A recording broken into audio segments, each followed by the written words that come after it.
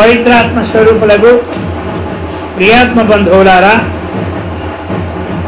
ప్రశ్నోత్తర రత్న మాలిక. పాత్రం కిం అన్నదానే పాత్రం కిం క్షుదితం కో అర్చోహి భగవదవతారః కస్య భగవన్ మహేశః శంకర నారాయణాత్మకః అంటున్నారు. ఇప్పుడు అన్నదానే పాత్రం కిం అని మనం అన్నదానం చేసేటప్పుడు ఎవరు పాత్రుడు? పాత్రులు ఎవరు అన్నదానానికి? క్షుధార్త, ఆకలి వేసేవాడే అన్నదానానికి పాత్రుడే అనమాట. క్షుధార్త అంటే క్షుధ, ఆకలితో ఉన్నవాడే అన్నదానానికి. ఆకలి లేని వాడికి అన్నదానం పెడితే కెరికే అది పడేస్తుంది అనమాట. మరి ఎంత బాగా వండినా లోనికి పోతే ఏం చేస్తాడు? అందులో మొక్కి తీసి అక్కడ పడేసిపోతాడు. ఆకు మొత్తం ఇస్తాడా? అది అందుకే ఆకున్న కూడు అమృతం అన్నారు. ఇక ఆకలి గలవాడు ఏం చేస్తాడు? అందులో మెతుకు పోకుండా హాయిగా తింటాడు. ఆకలి గలవాడు ఒక మెతుకు కూడా వదలడు, అంతా తింటాడు హాయిగా. అందుచేత అది చెప్తున్నారు. ఆ విధంగా కో అర్చ్యః, ఇప్పుడు అర్చన చేస్తూ ఉన్నాం మనం. అది ఆ అర్చన అన్నటువంటిది అర్చింపదగిన వారు ఎవరు? భగవదవతారః, భగవంతుని యొక్క అవతారం ఏవైతే ఉన్నాయో, యదా యదా హి ధర్మస్య గ్లానిర్భవతి భారత అభ్యుత్థానమధర్మస్య తదాత్మానం సృజామ్యహం. అందుకని ధర్మ సంస్థాపనార్థాయ సంభవామి. అటువంటి అధర్మం ఏం చేస్తారు? అధర్మాన్ని పరిమారిస్తూ ధర్మాన్ని రక్షింపచేసినటువంటి అవతార విశేషాలు భగవంతుడు వస్తుంటారు. మనం అర్చన విశేషణ ఎవరైనా చేయాలి అంటే ఆ భగవద్ అవతార విశేషాలని అర్చనకు అర్హత ఎవరు? ఆ భగవద్ అవతార విశేషమే అర్చన. ఇంకా అర్చనకి మరి అర్చన లోకంలో సత్పురుషులు అర్చింపబడతారు, సదాచారులు అర్చింపబడతారు, సద్గురువులు అర్చింపబడతారు, ప్రాజ్ఞులు అర్చింపబడతారు. అలాగనే మరి దేవద్విజు గురు ప్రాజ్ఞ పూజనం శౌచమార్చం చెప్పారు కదా. దేవతలు, ద్విజులు, గురువులు అర్చనకని భగవత్తులు. అయితే మరి ఈ అవతార విశేషాలు ఉన్నాయో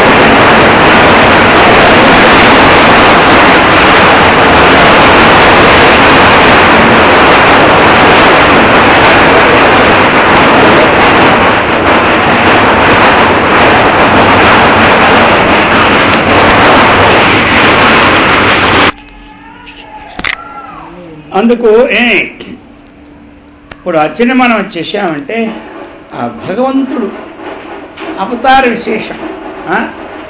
ఎందుకు? తదాత్మానం సృజామ్యహం, నాకు నేనే ధర్మ సంస్థాపన కోసం వస్తూ ఉన్నాను. అటువంటి అర్చనా విశేషం అన్నటువంటిది చాలా గొప్పది అని ఆచార్యుల వారి అభిప్రాయం అన్నమాట. అటువంటి మరి భగవంతుడు ఎవడు?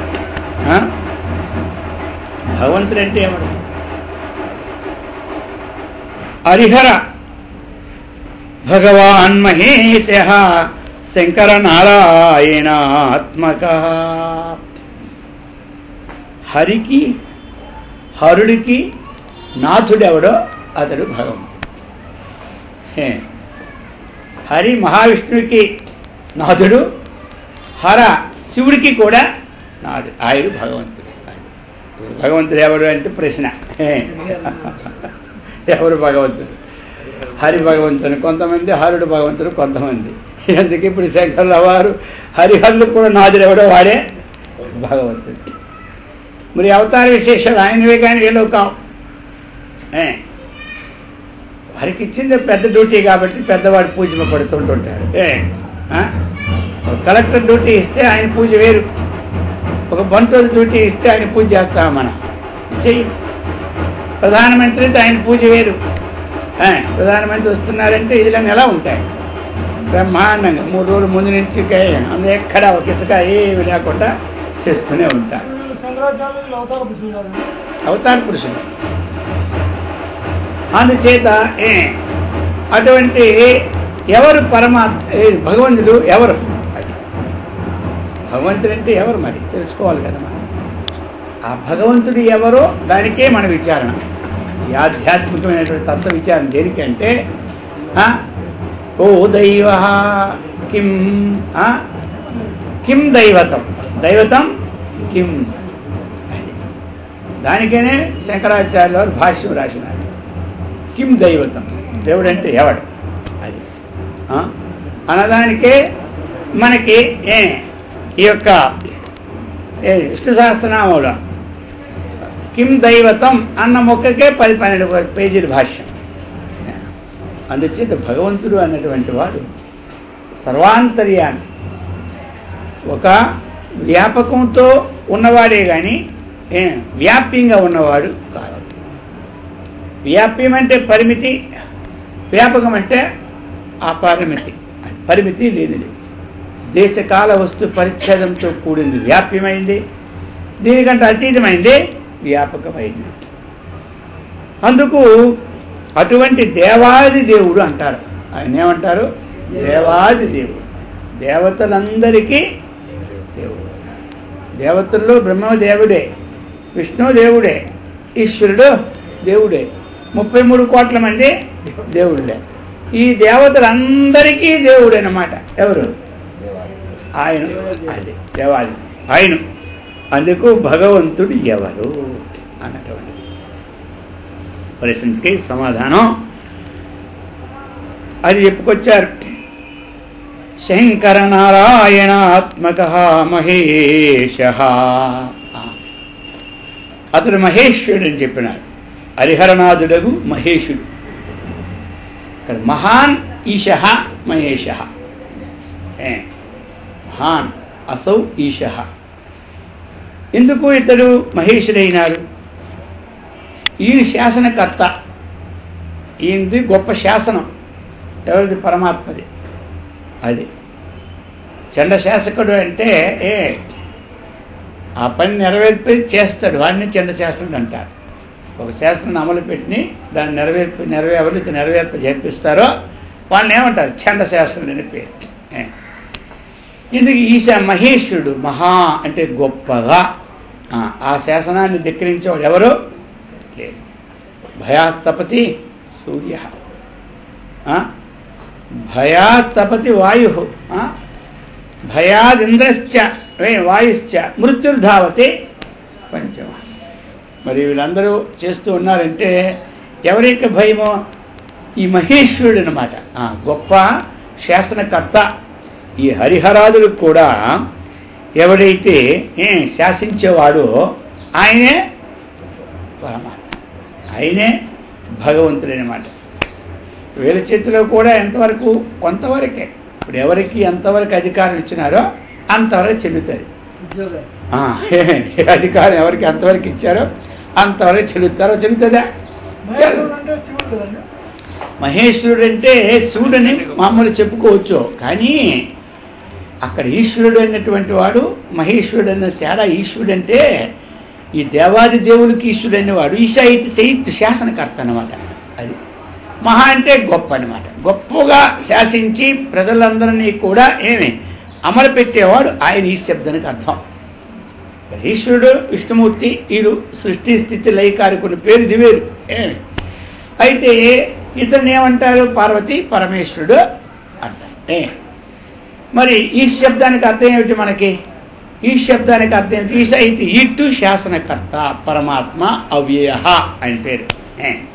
ఆయన శాసనకర్త, నాశనం లేనివాడు, అవ్యయుడు. ఎవడున్నాడో అతడు ఈశ్వరుడు. ఈ ముగ్గురికి సృష్టి స్థితి లయకారకులకి ఈ ప్రళయం అయిపోతే వీడు కూడా మనతోన్నట్టుగా కలిసిపోతాడు. బ్రహ్మదేవుడు లీనమైపోతాడు, విష్ణువు లీనమవుతాడు. అప్పుడు మళ్ళీ కొత్తగా ఆయన పార్టీ పెట్టుకుంటాడు, మళ్ళీ ఆ విష్ణుమూర్తికి పెడతాడు. మనకేం తెలుసు అదేనమాట. అదేవిధంగా ఫలమపి భగవద్భక్త్యా కిం తత్తల్లోక స్వరూప సాక్షాత్వం మోక్షస్య కోహ్య విద్యాస్తమయః కః సర్వవేద భూరధో రథచోం ఇత్యేషా కంఠస్థా ప్రశ్నోత్తరమాలికా యేషాం ఏ ముక్తాభరణ వివైమలాశ్చ భాంతి సమాజేషు.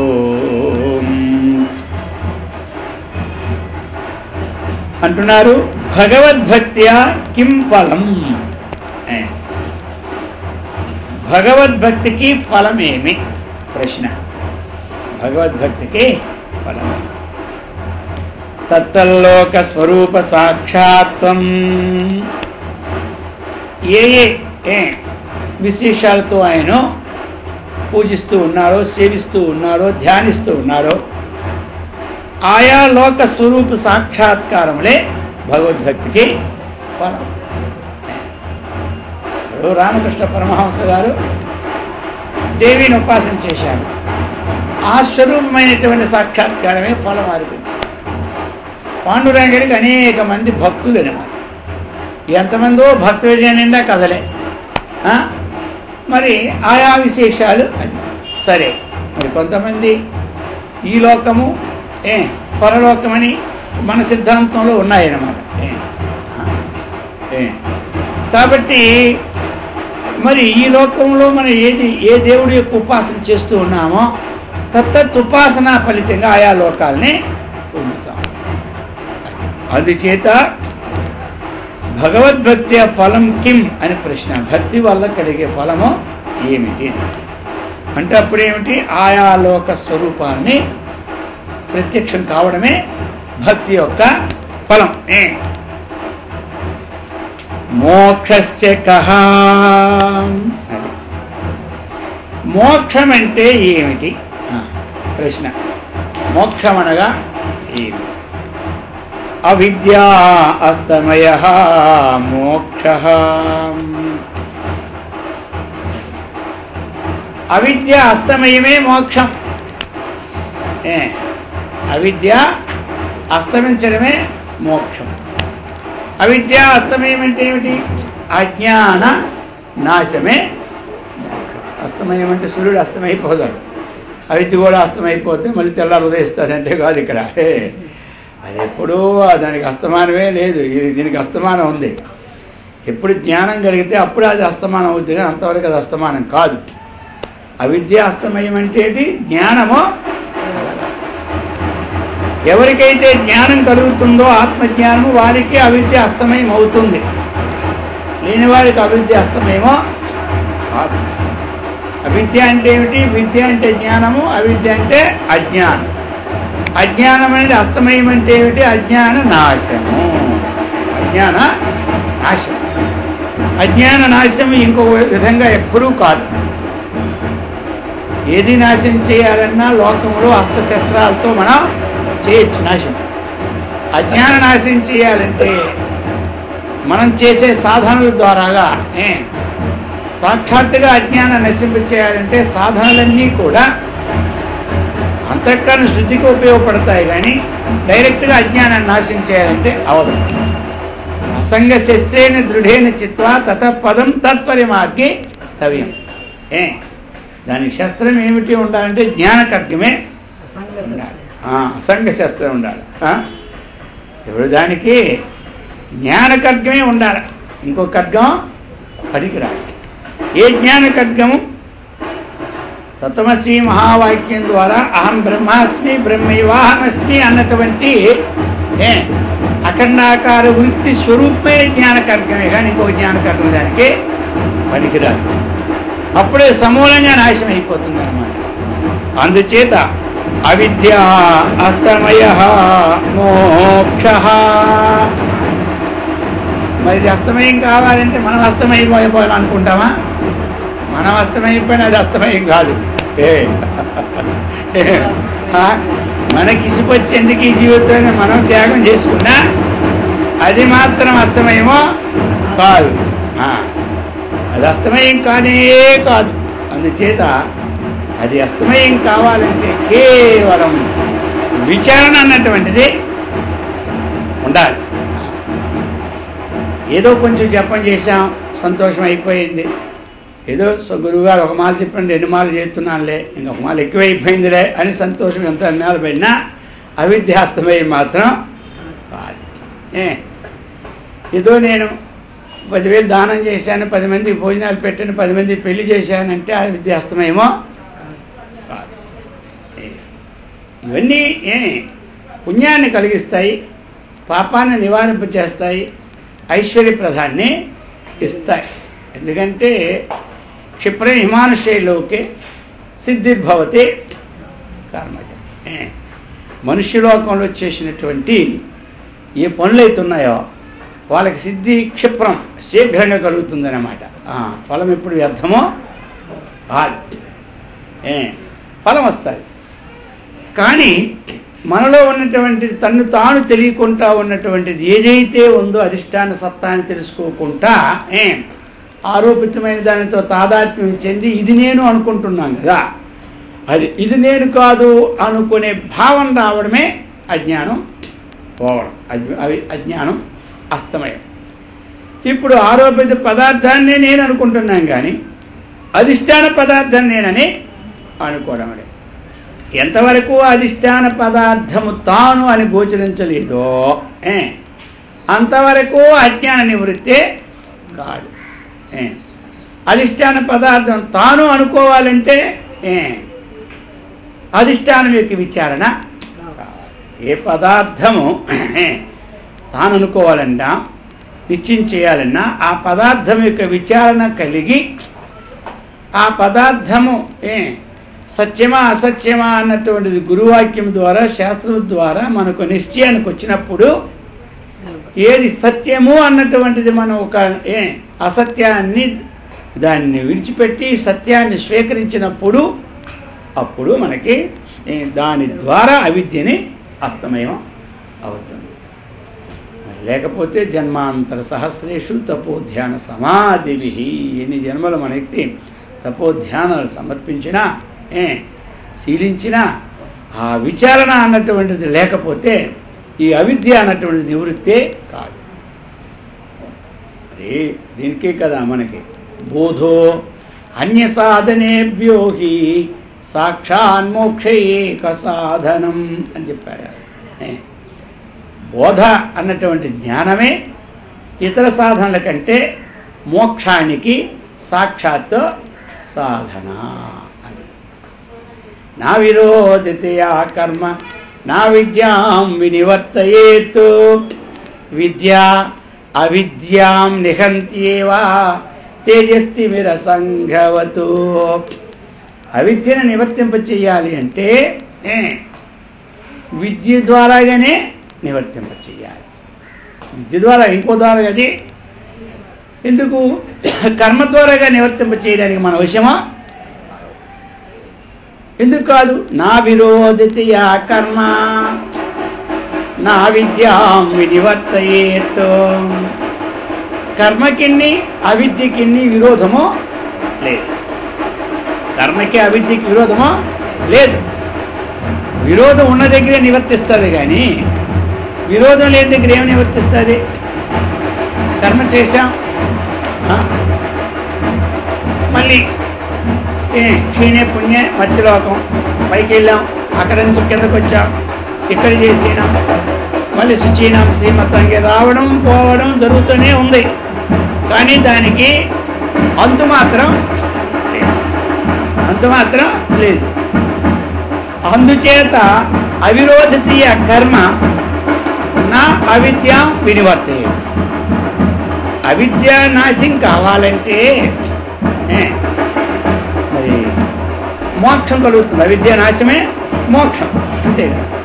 మరి అవిద్య నశింపచేయాలంటే ఏం చేయాలి? కేవలం విద్య ద్వారాగా నశింపచేయాలి. కర్మ నశింపజేయదా? అవిద్యని కర్మ నశింపజేయదు. కర్మ డైరెక్ట్గా నశించే సామర్థ్యం దానికి. అది అభివృద్ధి చేస్తుంది, అదే అభివృద్ధి చేస్తుంది. అదేమో ఒక కర్మ వ్యర్థం కాదు, కానీ ఇంకా కర్మకి దానికి విరోధం లేదు కాబట్టి ఏమి చేస్తుంది? అభివృద్ధి అవుతుంది. ఇప్పుడు మనకి విరోధం ఉన్న వ్యక్తి మన దగ్గరికి వచ్చాడు అనుకోండి, ఎంతసేపు ఉంటాడు? స్నేహితుడు ఎంతసేపు ఉంటాడు, విరోధి ఎంతసేపు ఉంటాడు? అటు ఇటు చూస్తూనే ఉంటుంటాడు, ఎప్పుడు పోదామా అని చూస్తూనే ఉంటాడు. గబాలు కూర్చొని పోయాడు వచ్చి ఉపన్యాసం దగ్గర అనుకుందాం, పక్కనే ఉన్నవాడు చూడలే, వాడికి వీడికి పాడు. ఇప్పుడు ఏం చేస్తాడు? వెంటనే తెచ్చిపోతాడు, ఇద్దరికే ఉండదు, అక్కడ కూర్చొనే చూసారా. విరోధం ఎక్కడుందో అక్కడ సెటిల్మెంట్ అవుతుంది. అవిద్యకి కర్మకి విరోధం లేదు. అందుచేత కర్మ అన్నటువంటిది అభివృద్ధి చెందుతూనే ఉంటాయి. మరి అందుకని ఏం చెప్పింది శాస్త్రం మనకి? ఇటువంటి వారు పోతారు. ఏ అవిద్యాం ఉపాసతే, ఎవరైతే అవిద్యని చక్కగా ఉపాసన చేస్తూ ఉన్నారో వారు ఎక్కడ పోతారు? అందం తమ ప్రవిశంతి. ఏ అవిద్యాం ఉపాసతే తాగుంస్తే ప్రేత్యా విగచ్చంతి ఏకే చాత్మహనో జనాః. అంధం తమ ప్రవిశంతి ఏ అవిద్యాముపాసతే, అవిద్యనే ఉపాసన చేస్తూ అవిద్యను అజ్ఞానాన్ని నాశనం చేయకుండా అజ్ఞాన సంబంధాన్ని ఉపాసన చేస్తూ ఉంటుంటే అతడు ఎక్కడికి పోతాడు? అందం తమ ప్రవిశంతి, అంధకారమైన లోకాలకే అని చెప్పారు. ఏ విద్యాముపాసంతే తతో భూయ పునః అన్నారు. ఇక్కడేంటి ఉపనిషత్తు ఏం చెప్పింది? విద్య అంటే ఉపాసన చెప్పింది, అవిద్య అంటే కర్మ అని చెప్పింది. ఆ కర్మోపాసన ఎవరు చేస్తూ ఉన్నారో వాడు అంధకార లోకానికి పోతాడు.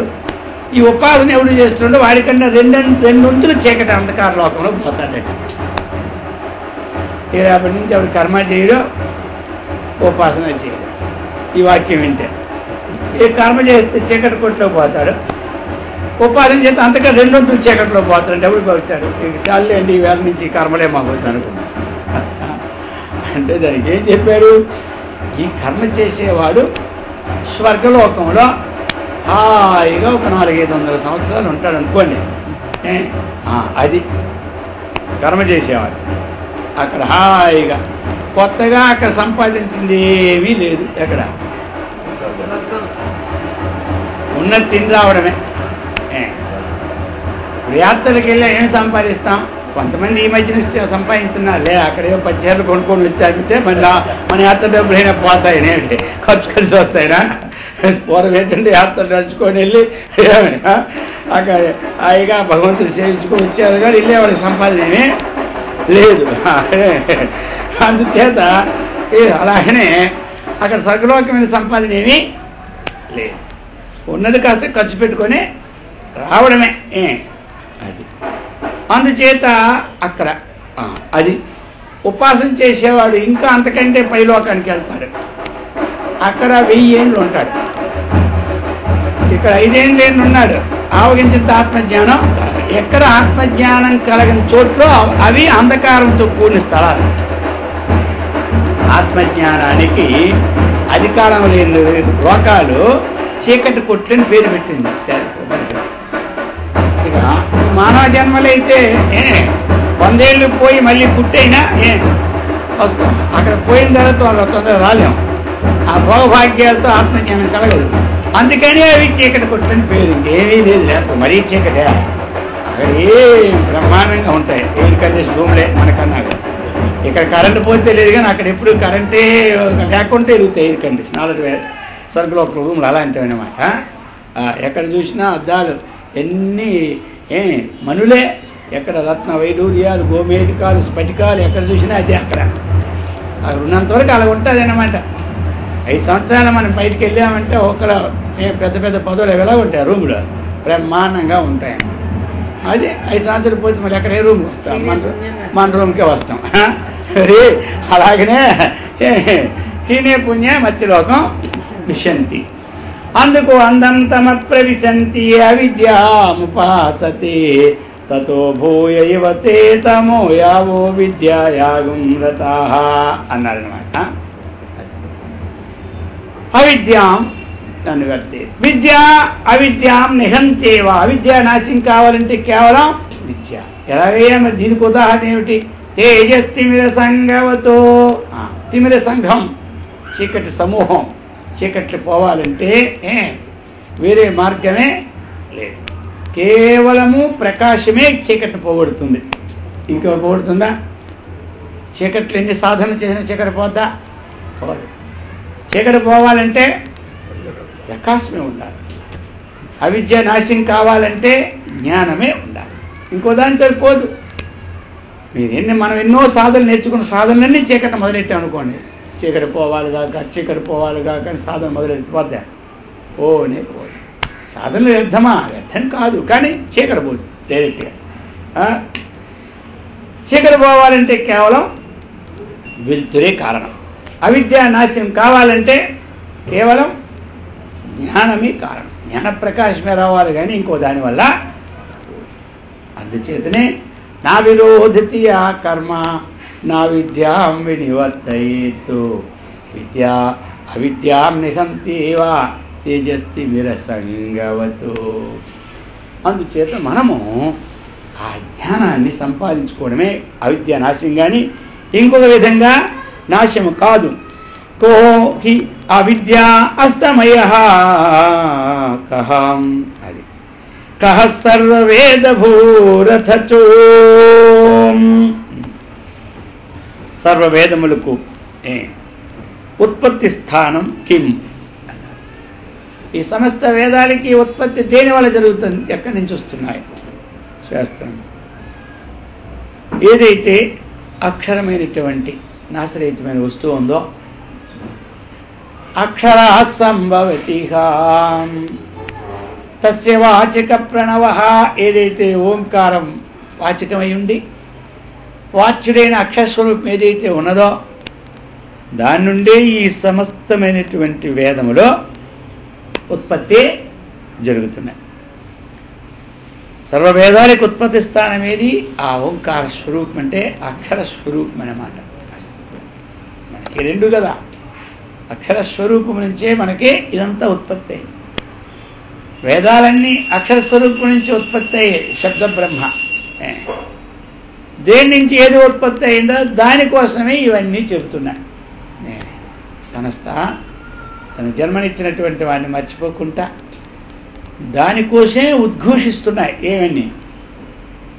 సర్వే వేదా యత్పదమామనంతి సర్వాగుంసు తపాగుంసి యద్వదంతి. సర్వే వేదా యత్పదమామనంతి. సమస్త వేదాలు యత్పదం ఏ స్థానాన్ని ఆమనంతి చెప్పుచున్నవో. సమస్త వేదాలు కూడా యదిచ్యంతో బ్రహ్మచర్యం చరంతి. ఎత్తు ఇచ్చంతి దేనిని కోరి బ్రహ్మచర్య వ్రతాన్ని మనం శీలిస్తున్నాము.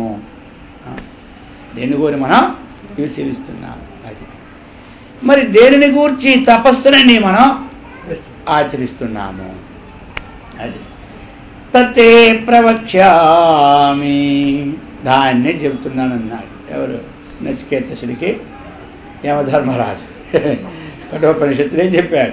సర్వే వేదా యత్పదమామనంతి తపాగుంసి సర్వాణి చ యద్వదంతి యదిచ్యంతో బ్రహ్మచర్యం చరంతి తచ్చే పదం సంగ్రహీణ బ్రవీమిత్యోమితి ఏతత్.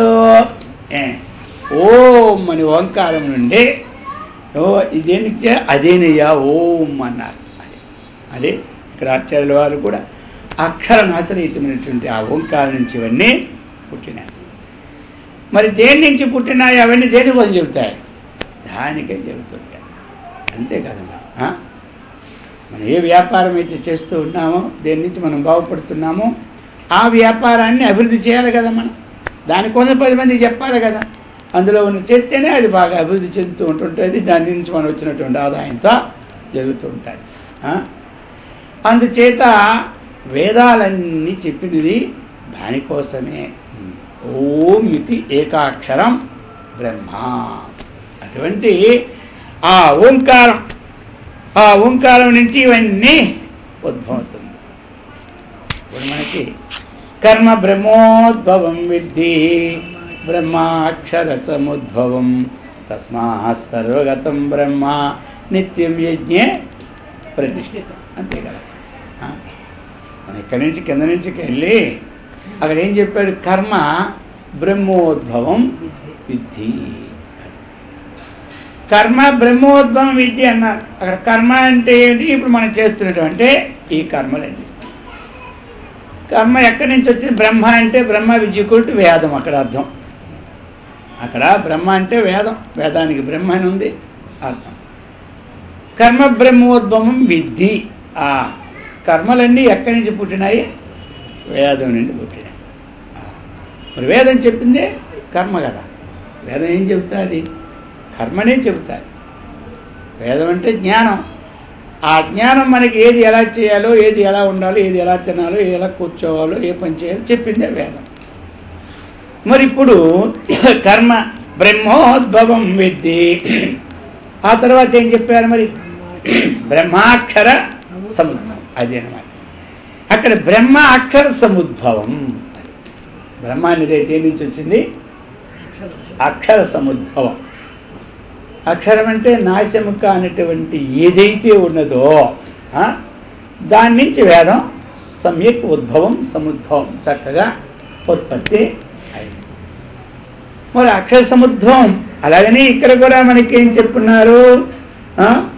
ఈ యొక్క వేదములకు ఉత్పత్తి స్థానము ఏమిటి అంటే ఓంకారం. అక్షరం నాశరహితమైనటువంటి ఓంకారం నుండి అక్షర సముద్భవం. అది తస్మాత్ సర్వగతం బ్రహ్మ. అందుచేత అన్నిటికీ ఆధారమైనటువంటిది అటువంటి అక్షర స్వరూపాన్ని మనం తెలుసుకోవడమే ముఖ్యమైనటువంటిది అన్నమాట. అయితే మరి ఆ అక్షర స్వరూపం అనేటువంటిది దాని నుంచి వచ్చినటువంటి వేదములన్నీ కూడా శబ్దబ్రహ్మైంది. ఆ అక్షరమైనటువంటిది పరబ్రహ్మైంది. అక్షరం అనేది పరబ్రహ్మైంది. శబ్దములనేవి ఈ వేదం అనేది శబ్దబ్రహ్మ. అందుకని ద్వే విద్యే వేదితవ్యేతు. ద్వే విద్యే వేదితే శబ్దం పరంచేతు శబ్దబ్రహ్మని నిష్ణాతః పరబ్రహ్మాధిగచ్చతి. ద్వే విద్యే వేదితవ్యేతు. రెండు విద్యలు నేర్చుకోవాలి. వేదము నేర్చుకోవాలి, వేదాంతము నేర్చుకోవాలి. వేదాంతం అక్షరం కోసం చెబుతారు, వేదం కర్మకాండ కోసం చెబుతారు. మరి ఎవరైతే ఇందులో నిష్ణాతులైనారో శబ్ద బ్రహ్మలో కర్మ నిష్ణాత అయినారో అతడు పరబ్రహ్మాది గచ్చతి. ఆ యొక్క వేదము ఏదైతే మనకి నిష్ణాత అయినామో దానివల్ల పరంపరా సంబంధంగా విషయం తెలుసుకొని పరబ్రహ్మలు నిష్ణాతులో అవుతాం. అది చెప్తున్నారన్నమాట. ఈ విధంగా మనకి ఈ ప్రశ్నోత్తర మాలికని చెప్తున్నారు. చెప్పి అందులోని ఇంకో భేదంగా మళ్ళీ ప్రకరణ ఇస్తున్నారు. అపహార సంసార సముద్ర మధ్యే నిమజ్జతో మే శరణం కిమస్తి గురు కృపాలో కృపయా వదైతదో విశ్వేశ పాదాంబుజ దీర్ఘనౌకా. అపహార సంసార సముద్ర మధ్యే నిమజ్జతో మే శరణం కిమస్తి. అపారమైనటువంటి దీని పేరే పారమే లేదు. లోకంలో అన్నిటికీ పారాలు ఉన్నాయి. కృష్ణానదికి ఒక పార ఉంది, యమునా నదికి ఒక పార ఉంది, అన్నిటికీ పారాలు ఉన్నాయి. కానీ ఈ నదికి పారమే లేదు. అందుకే దీనికి అపార సంసార సముద్రం. నిమజ్జతో ఇందులో మునిగిపోయినటువంటి వాడికి మునిగిన నాకు శరణం కిమస్తి అని అడుగుతున్నారు. ఇంకా శరణం కిమస్తి ఉద్ధారకమైనటువంటి స్థితి ఏమున్నది అంటే అంటున్నారు. గురు కృపాలో కృపయా వదైతదు విశ్వేశపాదాంబుజ దీర్ఘనౌకా. చెప్తున్నారు విశ్వేశ్వరుని ఏమి పాదపద్మములను దీర్ఘనౌకయే నీకు ఆశ్రయం. ఆ విశ్వేశ్వరుని యొక్క పాదపద్మములను దీర్ఘనౌకయే నీకు. ఆ పాదపద్మములు ఇక్కడ ఒక నౌకగా వర్ణించినారు. అంబుజోదర దివ్య పాదారవింద చింతనామృతపాన విశేషమత్త చిత్తమేరీతి నిదరం చెడనేర్చు. మనకి ఆ భక్తి ఆ భావం అన్నటువంటిది ఉంటే తద్వారా మనకేం కలుగుతుంది? మోక్షము కలుగుతుంది. బద్ధోహికో, ఆ లోకములో బద్ధుడు ఎవడు అంటున్నాడు. లోకంలో బద్ధుడు ఎవడు? విషయానురాగి, విషయములంత ఆసక్తి కలవాడే బద్ధుడు. నిన్ను నిబద్ధన చేయు నీ చిత్రములారూరు. చెప్పినాడా? నిన్ను నిబద్ధులను చేయు, ఇక్కడ బద్ధుడు ఏం చెప్పాడు? నిన్ను నిబద్ధలను చేయు నీ చిత్రములారూరు. నీవందరినీ జయించినావు, అందరినీ లోకములన్నీ గడియలోన జయించిన వాడవు. కానీ నీ ఇంద్రియానీకమున్ జయంపనే రాదు. నిన్ను నిబద్ధ చేయు చిత్రవులారు అన్నారు.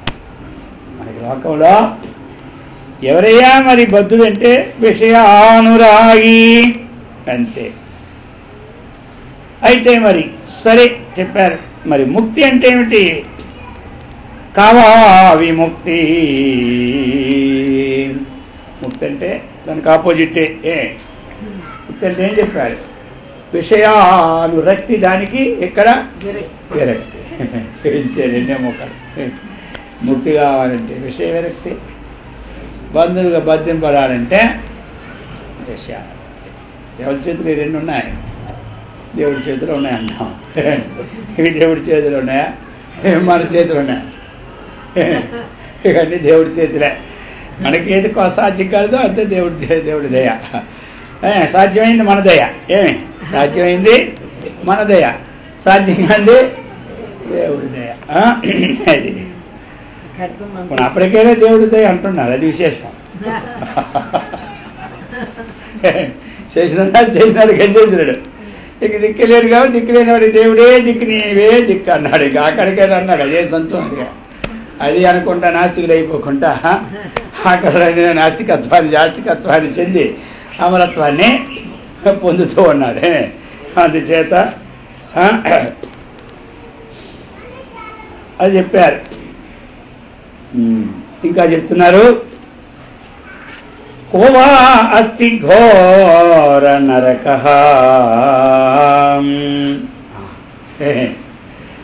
ఘోరమైనటువంటి నరకము ఏది అంటున్నాడు. ఇప్పుడు మనం చూస్తాం అనేక నరకాల లిస్టు తీసుకుంటాం. ఇప్పుడు ఇప్పుడేం చేస్తాం? ఆ నరకాల లిస్టులో ఎన్ని ఉన్నాయి నరకాలు తెలుసుకోవాలి కదా స్వామి. అందులో ఏది ఘోరమో అది చూడాలి. ఇప్పుడు మనం ఆ లిస్టుకి పోవాలి.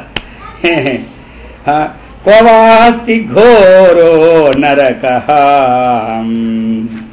అంటే ఆ లిస్టు వరకు వెళ్ళకుంటే ఆచార్యులు వారు చెప్తున్నారు. నాయనా చెప్తూ ఉన్నారు. ఇప్పుడు స్వదేహ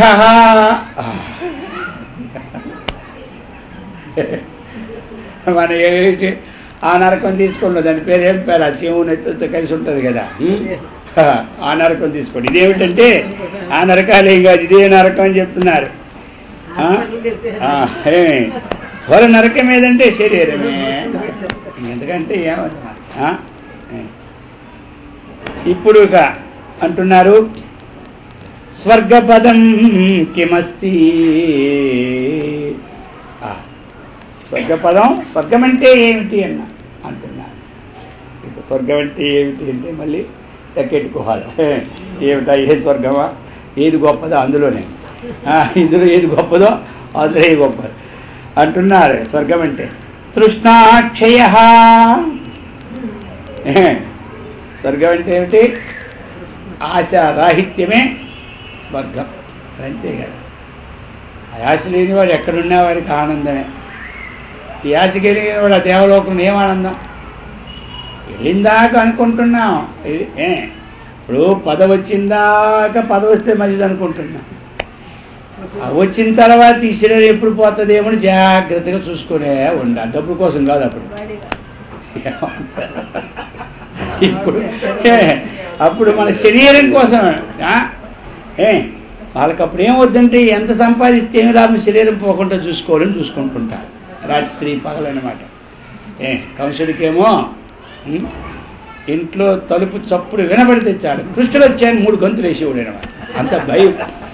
ఇంట్లోనే ఏమీ లేదు. ఆ పిల్లి వచ్చి ఆ పాల మీద మూత తోసింది అంతే. ఒక రోజు నా వచ్చాడు కృష్ణుడు. అంత భయం ఉంటుంది. అంత భయం అన్నమాట.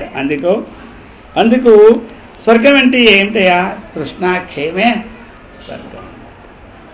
ఆశ లేనివాడు వాడు మహా స్వర్గంలో ఉన్నట్టే. అంతే కదా. ఇప్పుడు దేవేంద్రుడు ఉన్నావు, ఏం లాభం? ఏం చేయగలిచి కదా. హిరణ్యకశిపుడు వెళ్ళిపోయి చెప్పించు. రేపటి నుంచి మీరు చెప్పాలా? చెప్పించాలి. ఏం చెప్పమన్నాడు? ఓం హిరణ్యకశిపాయ నమః. ఇది చెప్పండి. ఆయన చెప్పడం ఇదేది ఏం చేస్తా చెప్పండి. చెప్పలేదా? జాగ్రత్త. సరే, ఎక్కడైనా ఇంకేం చేస్తాం? ఏదో ఒకటి ఆ చిన్న ఉద్యోగమైన పోతే ఏం లాభం? ఇదేనా ఆడుకోవడం ఇంకో వాళ్ళలాగా లేవాలి. అయిపోయిందా? గోయిందా? ఏమిటే మరి. అందుకని మనకి అది లేదని పోయా విదేశీ తీసుకో, రాగానే తీసుకో. ఏముంది మాకు అడవిలో బతుకుతామంటే ఏమొచ్చిందా? పెట్టి నీరు పోసిన నారిపోయాడు అంటారా? నారు పోసిన నీరు పోయారు ఏమంటారా? నారు పోసిన వాడు నీరు పోయిడా అంటారు. అందుకోసమని ఆ ప్రకారంగా ఉన్నవాడికి ఎక్కడికి వెళ్ళినా స్వర్గమే. అది లేని వాడికే అగ్ని భయమే. మొన్న అనుకున్నా కదా. ఇప్పుడు ధనం ఉంటే సుఖమే. ఏం లాభం? ఇప్పుడు ధనం 1 లక్ష రూపాయలు పట్టుకెళ్తాను ట్రైన్లో. ఇప్పుడు ఏం చేయాలి? ఇక 1 లక్ష రూపాయలు తల కింద పట్టుకొని పడుకోవడే. అలాగా పక్కోడే చెబుతూ ఆడెక్కడ పట్టుకోదు భయం. ఇక లెట్టిల్లో కూడా పట్టుకుపోయి అక్కడ దోపి ఒక తంటారా ఏమంటారు? అది అంత సుఖమో అంత బాధ. అది అందుకని చెప్తూ ఉన్నారు. తృష్ణాక్షయ స్వర్గపదం కిమస్తి సంసార హృతుకః. సంసారాన్ని హరించినటువంటిది ఎవరు? ఏది అని ప్రశ్న. సంసారాన్ని హరించినటువంటి పోగొట్టినటువంటిది ఎవరెవరు పోగొట్టగలరు? ఏది పోగొడుతుంది అన్నటువంటిది అంటే శృతిజాత్మబోధ. వేదోక్తమైనటువంటి వేదం, శృతిజ అంటే వేదం నుంచి ఉత్పన్నమైనటువంటి ఆత్మజ్ఞానం ఏదుందో అదే సంసారాన్ని పోగొడుతుంది. న ప్రజయా న ధనేనా న కర్మణా. సంసారం మనం అనుకుంటా ఎంతమంది పిల్లలు ఉన్నారు, నాకేమనుకోని ఎంతమంది పిల్లలున్నా ఈ సంసారాన్ని వాళ్ళెవరో పోగొట్టలేదు. ఎంత ధనం ఉందంటే అది పోగొట్టలేదు. జన్మను వస్తాయి. పిల్లలు ఉంటే ఈ లోకంలో కష్ట సుఖాల్ని చూసుకుంటారు. తన జన్మ జరామృత్యు ప్రవాహాన్ని తప్పించేవారు కాదు. అది అంతే. కో మోక్షహేతు కో మోక్షహేతు. మోక్షహేతువు ఏమిటి? సయేవ సతతం. ముందు చెప్పారు కదా ఆ యొక్క ఆత్మబోధ. అదే సతతము కూడా. దానిలోనే మన సతతం ఉంటే అదే మోక్షానికి కారణం. అది అందుకే సయేవ అని చెప్పేసినాడు అనమాట. ద్వారం కిమే కా స్వర్గదా ప్రాణభృతామహింసా. ప్రాణులకు ప్రాణభృతాం, ప్రాణులకు స్వర్గదా అంటే స్వర్గప్రదమైంది ఏమిటి అంటే అహింసా. ప్రాణులకు స్వర్గాన్ని ఇచ్చింది ఏమిటి అంటే అహింసే. ఆ అహింసా వ్రతం ఎవరైతే ఉన్నారో వారు యజ్ఞయాగాలు చేయకపోయినా స్వర్గాన్ని పొందుతాడనమాట. అహింసావ్రతం ఉన్నటువంటి వాడికి అంతఃకరణ శుద్ధి కలిగి ఆత్మజ్ఞానం కూడా కలుగుతాడు. అందుకనే మొట్టమొదటి పతంజలి మహర్షి అష్టాంగ యోగం ప్రారంభంలోనే అహింసనే స్టార్ట్ చేసుకున్నారు. ఆయన మొట్టమొదటి స్టార్ట్ చేసింది ఏమిటంతే కదా, మొట్టమొదటి దేంతో స్టార్ట్ చేశారంటే యమంతోనే చేశారు. యమలో ఉన్నటువంటి మొదటి సబ్జెక్ట్ ఏమిటి? అహింస. అహింస సత్యమాస్తేయ బ్రహ్మచర్య అపరిగ్రహ యమాహ. అది అందుచేత అటువంటిది గొప్పదని. సేతే సుఖం కస్తు సమాధినిష్టో జగత్తికో వా సదసద్వివేకీ కేశత్రవస్సంతి విజయేంద్రియాని తాన్యేవ మిత్రాని జితాని యాని. సేతే సుఖం కహా, సుఖనిద్ర పొందువాడు ఎవడు అని ప్రశ్న. సుఖనిద్ర పొందువాడు ఎవడు అని. సుఖనిద్ర పొందువాడు ఎవడో తెలీదా అని మనం అనుకుంటున్నాం. సుఖనిద్ర కూడా అదే ఒక ప్రశ్నేనా? చక్కగా పెరుగన్నం తింటే తెల్లవారినే లేవకుండా నిద్రపోతాం కాబట్టి సుఖనిద్ర అది కదా అనుకుంటాం. అంటే సమాధినిష్ట ఎవడే సుఖనిద్ర పోతాడంటే ఎవరైతే మనకి సమాధినిష్ఠుడో అతడే సుఖనిద్ర పోతాడు.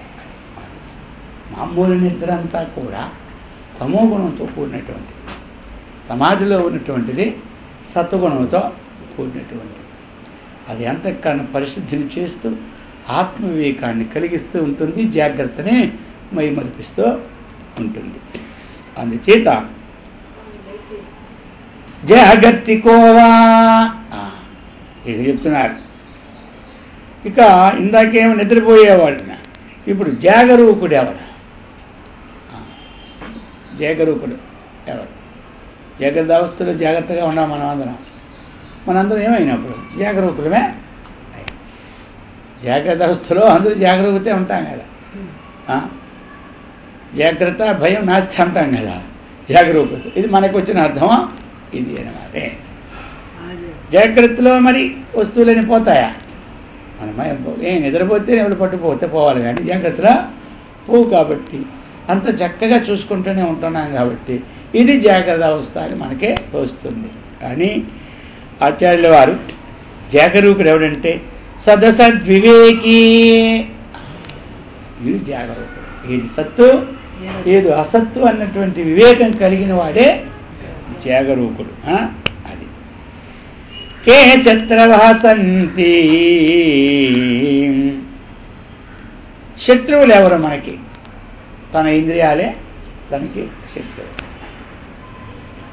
ఇక తాన్యేవ మిత్రాని జితాని యాని. మిత్రులు ఎవరు? ఏ వశీభూతమైన ఇంద్రియాలో అవే మిత్రులు. తనకి వశం కాని ఇంద్రియాలు శత్రువులైన, మనకి వశమైనటువంటి ఇంద్రియాలు మిత్రులైన. ఇదే మిత్రులు శత్రువులు. ఇదే ముందు, తర్వాత ఉన్న మిత్రులు శత్రువులు ఉంటారు. అది వీటిని బట్టే ఇవి మూలం. మిత్రులు శత్రువులు మూలము ఇది. ఈ మిత్రులు ఏమి చేస్తారు మనకి?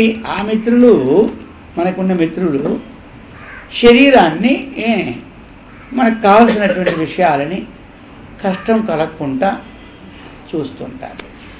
ఆ శత్రువులు శరీరానికి కష్టం చేస్తూ ఉంటుంటారు.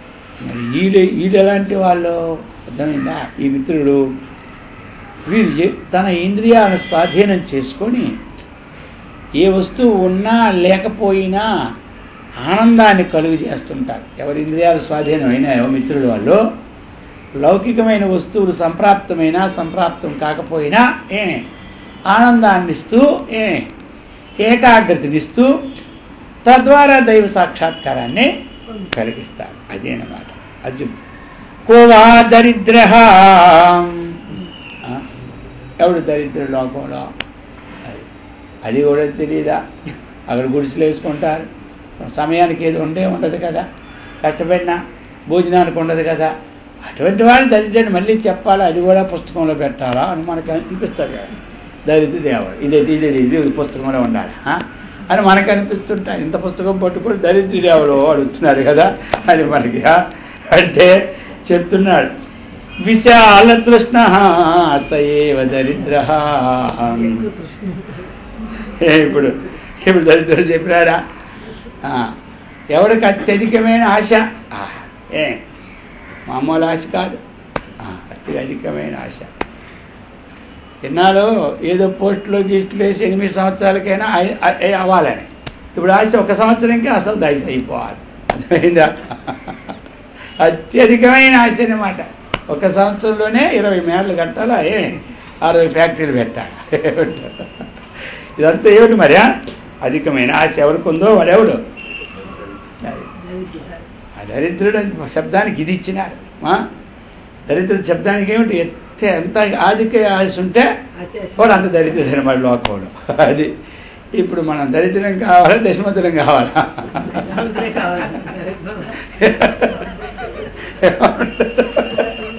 అది ఏమి అది అసలు ఏమంటారా చెప్తున్నారు. శ్రీమాంచకో, ఎవడు శ్రీమంతుడు? ఇప్పుడు మనకు తెలుసుకోవాలి కదా మరి.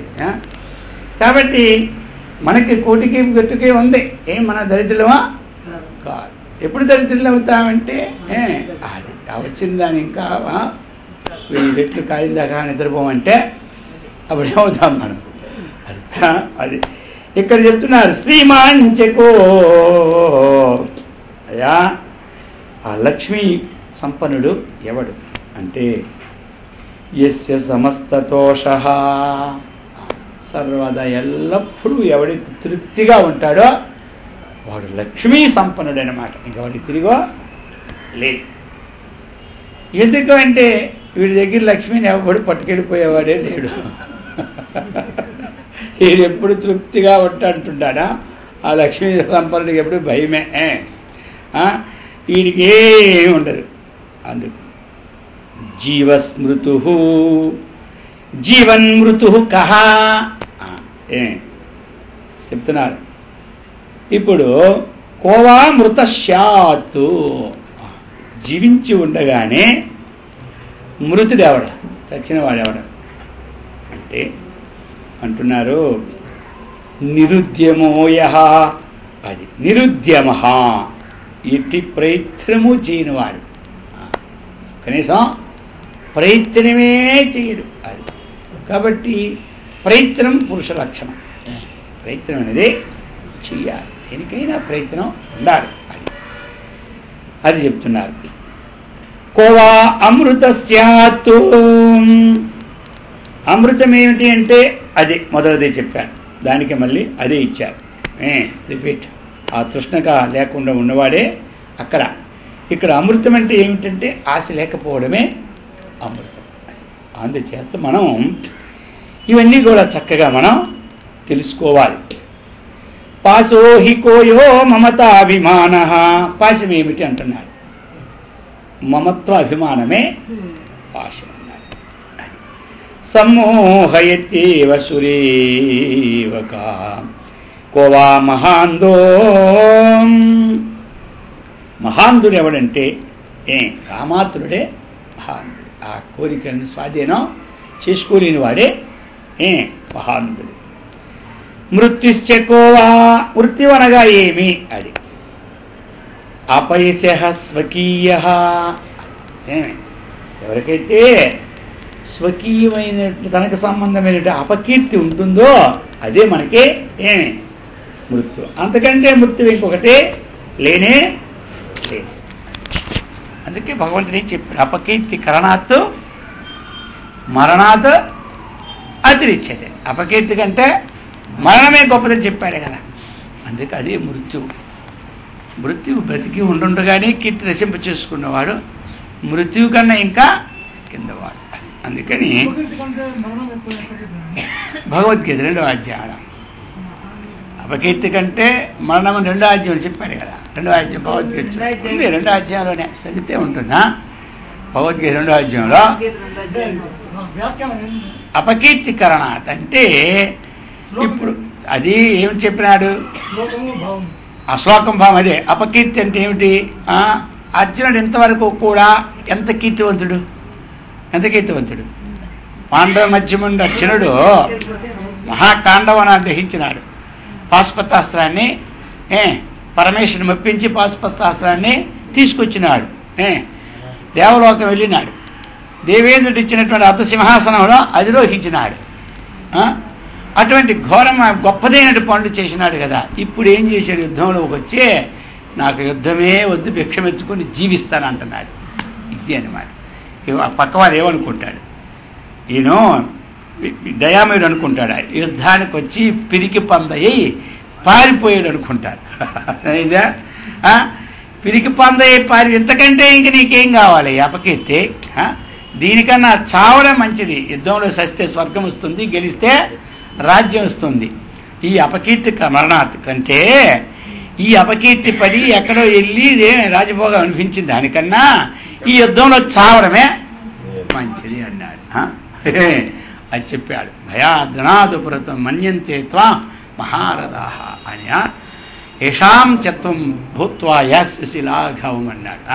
అందుచేత ఇది చెప్పుకొచ్చాడు. అందుచేత అపకీర్తికరణాత్ మరణాత్ అతిరిచ్యతే.